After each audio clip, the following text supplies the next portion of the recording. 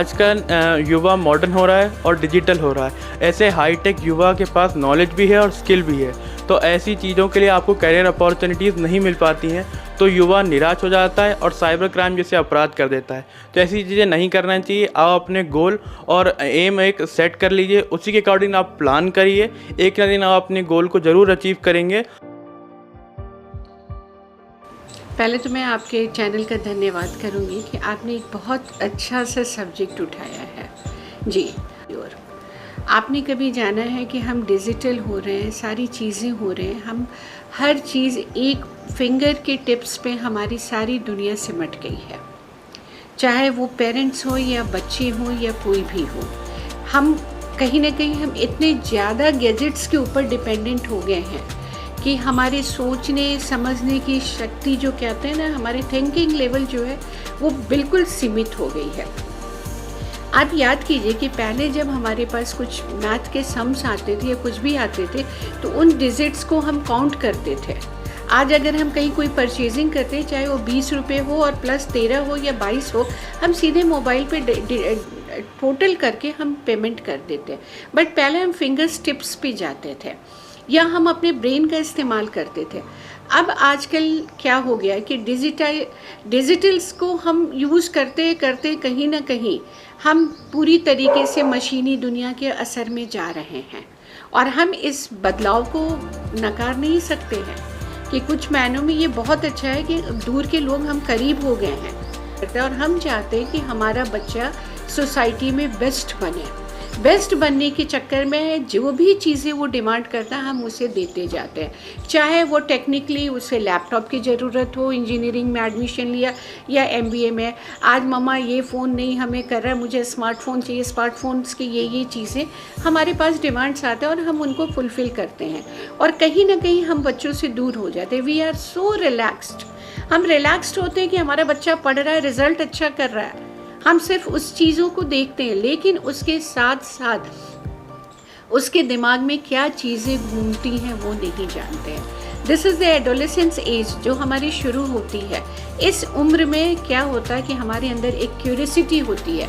वो क्यूरियोसिटी हमारे चाहे अपोजिट सेक्स के लिए हो, चाहे हमारे एजुकेशंस के लिए हो, या आजकल लोगों ने एक बड़ा अच्छा सा होता है, सिंपल वे होता है, हम ईजी वे में मनी को अर्न कर सकते हैं।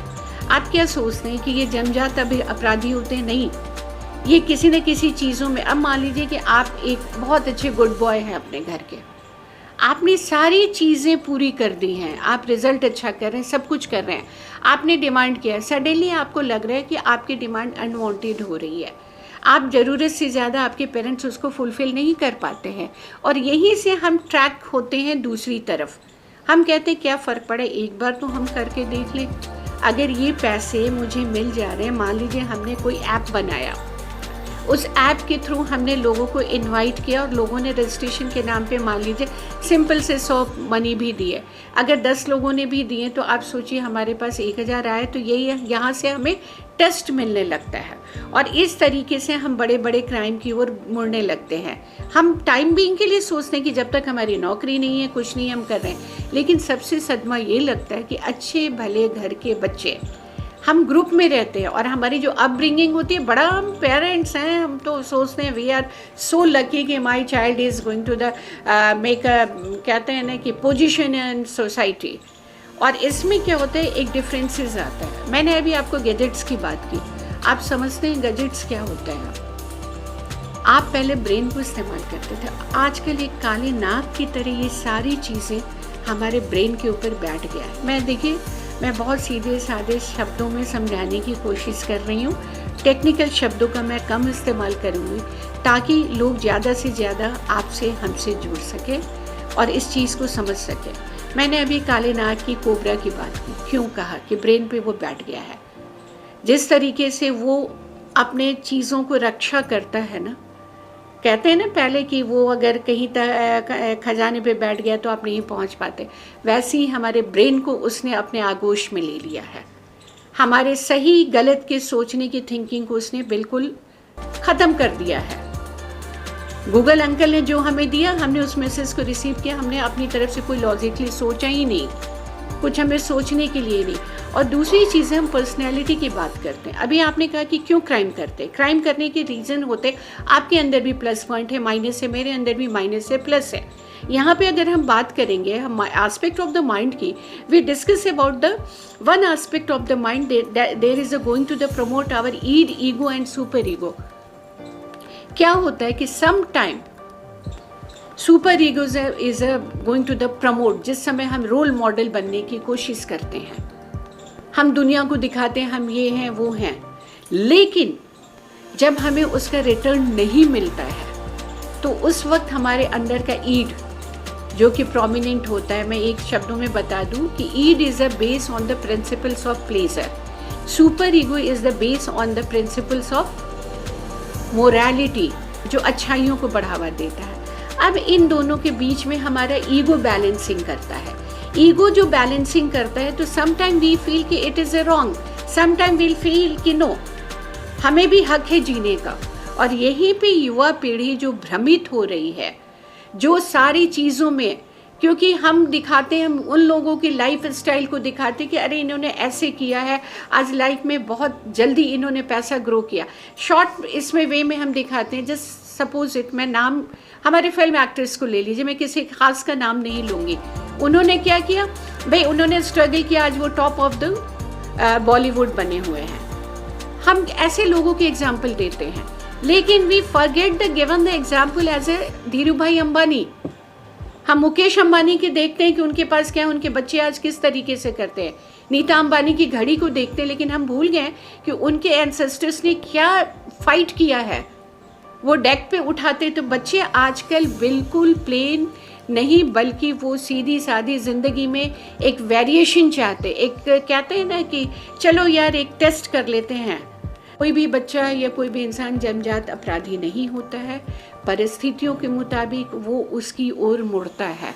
और इसमें हमारे साइबर क्राइम्स की ओर लिफ्ट होने में सबसे बड़ा चीज़ है कि जो हमने वन फिंगर पे सारी दुनिया को समेट रखा है। देखते बहुत सारे हमारे पास रास्ते खुले हुए हैं। एक तो आपको अगर कोई समझ में नहीं आ रहा है, कोई कन्फ्यूज़न हो रहा है, तो आप आइए, हमारे पास आइए। Being a psychologist we are not going to the give only कि हम आपको सिर्फ कैरियर काउंसलिंग करते हैं, बिल्कुल हम आपको सपोर्ट करते हैं, एक प्लेटफॉर्म देते हैं आपको स्टैंड करने के लिए, क्योंकि हमारे मन में ही बहुत सारे क्वेश्चंस आते हैं। उन क्वेश्चंस को एक सही ढंग से हम सुलझा सकते हैं। मान लीजिए आपके मन में कोई परेशानी आ रही है, बेस्ट होता है कि हम पहले तो अपने फ्रेंड से शेयर करें। जानते हैं हमारा दिल ना एक झरोखे की तरह होता है, जैसे घुटन होती है तो हम खिड़कियां खोल देते हैं और ताज़ी हवा है, वैसे ही अगर हम किसी विचारों के झंझावत में, कहते हैं ना कि ऑटोमेटिक थॉट्स हमारे आ रहे हैं, बार बार आ रहे हैं, एक ही चीज़ हमें परेशान कर रही है, चाहे वो पैसे हो, चाहे हमारा पोजीशन हो, या नौकरी हो, या स्टडी हो, या हमारे फ्रेंडशिप हो, रिलेशनशिप हो। इन समय हमें किसी गाइडेंस की ज़रूरत होती है। हमें खुद से लड़ना छोड़ करके हमें अपने करीबियों से अपने दिल के बात कहने चाहिए। हमें अपने दिल के भरे हुए थैले को खाली करना चाहिए, ताकि हमारे अंदर एक पॉजिटिव वेब्स आए। कहते हैं ना कि जब तक आप जगह खाली नहीं करेंगे दूसरा इंसान नहीं आएगा, या खिड़की नहीं खोलेंगे ताज़ी हवा नहीं आएगी। तो जब तक हम अपने मन के दरवाज़ों को खोल करके अपने आप को वेंटिलेट नहीं करेंगे, तब तक हमारे अंदर पॉजिटिव वेव्स आने मुश्किल हैं। इसलिए अपने आप से लड़ना बंद करो। नहीं समझ में आ रहा है जाओ। और मोरालिटी को नहीं मैं मानती हूँ कि आप हमेशा बिल्कुल अपने आप को उच्च संस्कार को ही लेके चलो। हम इंसान हैं, गलतियां हमसे होती हैं, हम ईश्वर नहीं हैं। इसलिए सहज सरल तरीके से ज़िंदगी को जीने की कोशिश करो। और parents are a very good friends होते हैं, सपोर्टर होते हैं, they are the mentor of your life. ज़िंदगी को वो आपको बनाने में सहयोग करते हैं। मानते हैं कुछ माता पिता नासमझी में नहीं आपको कर पाएंगे, उनकी ज़रूरतें, उनकी मजबूरियों को समझिए। घर में एक हेल्दी एटमॉस्फेयर रखिए।